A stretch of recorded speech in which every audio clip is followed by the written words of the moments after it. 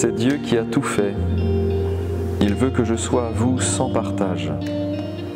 Désormais, c'est avec vous à la vie, à la mort. Vous pouvez compter sur l'absolu dévouement de votre pasteur. Ça me dit plusieurs choses, c'est intéressant parce qu'il y a à la fois du point commun et puis des grandes différences entre le ministère qui pouvait être celui du Père Guérin au XIXe siècle et puis notre ministère à nous aujourd'hui. À son époque, on était généralement nommé effectivement pour très longtemps, voire à vie. Et puis le Père Guérin, il était nommé pour le village de Pontmain. Moi je débarque aujourd'hui, depuis quelques mois, dans une nouvelle situation, curé de 2 paroisses, et je ne serai pas toute ma vie dans cette situation. Par contre, ce qui ne change pas, on espère, c'est le dévouement, c'est l'engagement du curé vis-à-vis de ses paroissiens, avec cette dimension d'une réciprocité, c'est-à-dire que la vie de l'Église, ce n'est pas juste l'action du curé, c'est vraiment l'engagement de tous les paroissiens. C'est les paroissiens qui font vivre leur paroisse, avec évidemment le rôle du curé à sa place.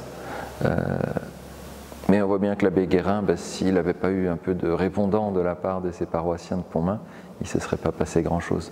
Et donc, on est invité à toujours se redire comment je vis ma vie de chrétien, moi comme prêtre à la place qui est la mienne, mais tous les baptisés aussi, comment je prends part à cette vie de la paroisse, à cette vie de la communauté rassemblée, au nom de notre baptême, de notre confirmation, parce que la paroisse, c'est les fidèles, avec l'animation du curé. Pontmain, on le voit bien, si on repense à l'apparition, il y a une succession d'intervenants, il y a les enfants, Joseph et Eugène, il y a les parents, il y a les religieuses, il y a le curé et tous les gens autour. C'est pas juste une histoire entre Marie et les enfants, mais les enfants sont entourés, accompagnés, même s'il y a quelque chose que les adultes ne comprennent pas bien, mais ils ont aussi besoin des adultes pour les accompagner, pour les guider, parfois pour les interroger, pour provoquer une parole.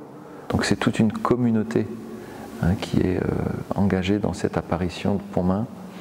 Marie s'adresse en priorité aux enfants, seuls les enfants la voient, mais c'est bien toute la communauté paroissiale qui est à genoux en train de prier pendant ces quelques heures où Marie apparaît à Pontmain.